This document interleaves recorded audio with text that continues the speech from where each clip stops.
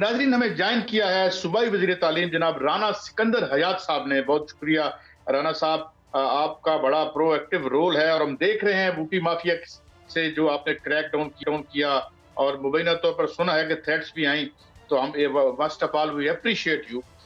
इसके साथ साथ राना साहब कुछ क्वेश्चन और भी हैं, कुछ एक आध डिसीजन आ रहा है कि कुछ 13,000 स्कूल जो हैं वो एनजीओज के हवाले किए जा रहे हैं, तो उसमें क्लैरिटी नहीं आई जब मैंने खबर देखी कि क्या वो, क्योंकि एक आर्टिकल 25A के तहत कॉन्स्टिट्यूशन हमें कहता है कि 5 साल से 16 साल के बच्चे की तालीम मैंडेटरी है कि रियासत दे, जबकि आप जानते हैं सक्सेसिव गवर्नमेंट्स में तो 3 करोड़ बच्चे पाए। तो ये अरेंजमेंट क्या होगा? क्या इसमें फीस देनी पड़ेगी या बच्चे नहीं पढ़ सकेंगे?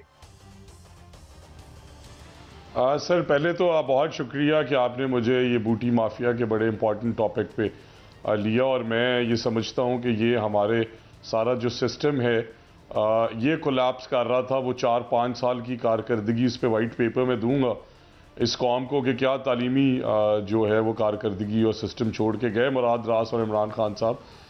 बट आपने देखा कि हमने बेलाज तहत सेंटर्स क्रैक किए हैं। हमने अल्हम्दुलिल्लाह साउथ पंजाब में भी कल से ऑपरेशन शुरू किया। बट मेजरली ये है कि उन सारे एक्शंस के बाद आज अल्हम्दुलिल्लाह 95% सेंटर्स पे हमारे 5 दिन के सवेर ऑपरेशन और कई 100 तबादलों के बाद आज अल्हम्दुलिल्लाह वहाँ पे अमन और अच्छी खबरें आना शुरू हुई हैं। और मैं बड़ा हर्ट था कि वो बच्चे जिनसे पैसे लेके बूटी करवाई जा रही है, वो तो एक एलिमेंट था। वो बच्चे जो पढ़ लिख के घर से आते थे, उनके पेपर छीन लिए जाते थे, वो पेपर फिर छीन के और दूसरे बच्चों को चीटिंग के लिए दिए जाते थे। तो हज़ारों बच्चों के मुस्तकबिल से खेला गया, और ये आउटकम्स जो हैं इनसे हमें सीखना चाहिए। और आने वाले 10 दिन के बाद फिर इंटरमीडिएट के एग्ज़ाम्स आ रहे हैं, और मैं चाहता हूँ कि हम इंशाअल्लाह हम पूरी जस्तजू और पूरी जंगी बुनियादों पे चीफ मिनिस्टर साहबा के हुक्म के मुताबिक काम कर रहे हैं कि इंशाअल्लाह उनमें आप एक वाजे डिफरेंस देखेंगे कि हम इस तरह की शिकायत इंशाअल्लाह 10 दिन में ही हम इमरजेंसी प्लान तरतीब दे रहे हैं कि इस तरह की शिकायत ना आए। लेकिन रान साहब, ये धमकियां देने वाला कौन आलिम, कितने स्ट्रांग, इतने स्ट्रांग लोग हैं कि जितने टॉप ऑफिशियल्स को जो है जो वो थ्रेट करें? सर, खाली धमकियां ही नहीं, बड़े बड़े लालच भी, बड़ी बड़ी सिफारिशें भी। और आपको पता है फिर असल उसकी रीज़न ये है कि ये एक सिस्टम जो है ये एक बहुत बड़े माफिया पे मुश्तमिल है। और मैं समझता हूँ कि उन्हें, क्योंकि आज तक किसी ने इस लेवल पे थ्रेट नहीं किया, वो ख़रीद लेते हैं, गाड़ियों की चाबियाँ लाए हैं मेरे पास, और वो हर बंदे का ईमान ख़रीदना चाहते हैं। तो जब उन्हें पता चला कि ये नहीं बिकेगा मिनिस्टर, तो फिर उसके बाद आपको पता है कि फिर वो वाली कॉल्स के हम आपको देख लेंगे, हम ये कर लेंगे, एहतजाज करेंगे, हम आपका मीडिया पे चलवा देंगे। तो मैंने सबको यही कहा कि तालीम को कोई नहीं हरा सकता, नज़रिया आज तक नहीं हारा, और इंशाअल्लाह पंजाब के बच्चों की तालीम को हम नहीं हारने देंगे। और रिजल्ट्स आपके सामने हैं।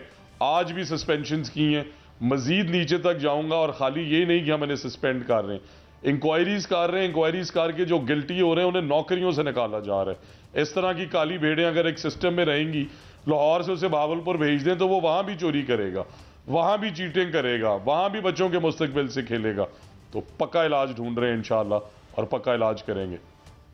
अच्छा राना साहब, अब आता हूं मैं, ये बड़ा अहम इशू है क्योंकि मैं पीटीआई की गवर्नमेंट में वो स्कूल जिसमें मैं पढ़ा था उसको इन्होंने जो है पहले बाने बुने बना के तो उसको प्राइवेटाइज कर दिया। पहले फ्री था, अब सुना है 3,000 फीस थी। ये मैंने साल पहले स्टोरी की थी जब उन्होंने ये किया था। गवर्नमेंट कॉलेज चकवाल के साथ भी यही हुआ, हम देखते हैं। तो राना साहब, जो बेसिक एजुकेशन है ये तो मैंडेटरी है, तो क्या जिन एनजीओ से आप 13,000 स्कूलों का अरेंजमेंट कर रहे हैं, क्या इसमें ये इंश्योर होगा? क्योंकि कुछ जो रद्द अमल आया है असातिज़ा की तंजीमों की तरफ, मैं बाद में अर्ज करता हूँ, तो ये क्या अरेंजमेंट होगा? क्या it is a kind of privatisation या इसकी क्या शक्ल से हम क्या कहें राना साहब? Let me give you insight on this. देखें, इस टाइम मेरी पॉलिसीज बड़ी क्लियर है, और ऑनरेबल चीफ मिनिस्टर साहिबा की इस पे बड़ी मेहरबानी है कि उनकी बड़ी क्लियर डायरेक्शंस हैं कि एक तो प्राइवेट सेक्टर को हम साथ लेके चलेंगे, बिकॉज जितने बच्चे हम पढ़ा रहे हैं उतने बच्चे ही प्राइवेट सेक्टर बढ़ा रहे हैं। बट उनमें इश्यूज ज़रूर हैं। जो इश्यूज हैं वो यही कि स्कूल से किताबें लें और उनकी फ़ीस स्ट्रक्चर को दोबारा रीडिफाइन किया जाए, number of student teacher ratios, तो हम उन्हें साथ लेके पॉलिसी बनाएंगे। दूसरे हैं असातिज़ा हमारे लिए बड़े इंपॉर्टेंट है, और मैं समझता हूँ कि कोई भी वो मुआशरा आगे नहीं बढ़ सकता जो टीचर्स की इज्जत नहीं करता। बट उसके साथ साथ ही सर इस तरह के मसाइल भी हैं कि देखिए लाहौर में इस एक ही तहसील के अंदर एक ऐसा स्कूल भी है जिसमें 100 बच्चों पे एक टीचर है और एक ऐसा स्कूल भी है जिसमें 10 बच्चों पे एक टीचर है। और ये निज़ाम जिससे 76 साल से जंग जारी है, इसे किसी तरफ तो लेके जाना है, तो हम पहले तो रैशनलाइजेशन कर रहे हैं। उसके बाद फिर हम देखेंगे कि जो सीट्स वेकेंट हैं उन पे हम बिल्कुल भर्ती करेंगे। अगर IMF को इस पे इश्यूज हैं, पेंशन लाइबिलिटीज हैं, तो शॉर्ट टर्म हायरिंग करें। सारी दुनिया करती है, प्राइवेट सेक्टर में लोग करते हैं, ताकि उन नौजवानों को ओवर एज होने से बचाया जा सके, उन बच्चियों को रोजगार मिल सके। But school education department on the other hand तालीम देने का इदारा है, तो इसलिए हमें यह भी देखना है कि अगर मेयारी तालीम नहीं दी जा रही, वो लोग प्लेस नहीं हो सक रहे अच्छी यूनिवर्सिटीज में, और फिर भी ये सारे पैसे आपकी जेब से भी जा रहे हैं सर। आप बतौर एंकर भी वो टैक्स पे कर रहे हैं जिससे ये तालीमी निज़ाम चल रहा है। तो देखिए अगर 500 अरब के करीब रुपए हम इस पे स्पेंड कर रहे हैं, MPA के हल्के बनते हैं करीबन वो 300 से कम। अगर एक MPA के हल्के में 1.25 अरब रुपया लग रहा है सर, इतना सा हल्का है, 16, 18, 15 यूनियन काउंसिल्स, 1.25 अरब बहुत बड़ी अमाउंट है और सिस्टम फिर नहीं चल रहा, तो हमें इस पे सोचने की जरूरत है। 421 अरब रुपए के बजट में 380 अरब रुपए तनख्वाहें और पेंशनें हैं 380 अरब रुपए। तो हमने फिर इसे PIA नहीं बनाना, हमें ये सबसे ज्यादा क्लैरिटी से 2018 से टीचर्स को लीव इनकैशमेंट्स नहीं मिल रही। मैं शर्मिंदा हूं कि जिसने सारी जिंदगी अपनी स्कूल एजुकेशन डिपार्टमेंट को दी, आज उसे पेंशन लीव इनकैशमेंट्स के लिए रिश्वतें देनी पड़ रही थी। इस तरह का निज़ाम और इस तरह के इदारे, और फिर कौन सी तालीम जिसपे हम काम कर रहे हैं। अगर 1 करोड़ 20 लाख बच्चे सरकारी स्कूलों में बताए जा रहे हैं, जो कि एक्चुअली 98 लाख के करीब हैं, तो क्यों हम ये झूठ बोल रहे हैं इस कौम से? इस कौम का पैसा है, इस कौम के बच्चों को पढ़ाने का आर्टिकल 25 में लिखा है, पैसे जाया करने का नहीं लिखा। तो हम अगले 3 महीने में टीचर्स के साथ बैठेंगे, प्राइवेट सेक्टर के साथ बैठेंगे, और हम उन अखुवत देखें ना, अखुवत ने यूनिवर्सिटी बना दी है तालीम से आगे जाके, हम उनसे सीखेंगे, TCF से सीखेंगे कि कैसे आप लोग आगे जा रहे हैं। दूरबीन शहजाद रॉय साहब का बड़ा कमाल मॉडल है, कराची में इंप्लीमेंट कर रहे हैं कि टीचर्स के सर्टिफिकेट होना चाहिए। बेशक आसान सा टेस्ट हो, बट ये निज़ाम, ये करिकुलम रिफॉर्म्स, ये टीचर्स ट्रेनिंग, उनके लर्निंग आउटकम्स, और फिर अर्ली चाइल्डहुड एजुकेशन, बच्चियों की एजुकेशन, इस पे अगर हम अब मेजर रिफॉर्म्स नहीं करेंगे तो 76 साल से निज़ाम चल रहा है।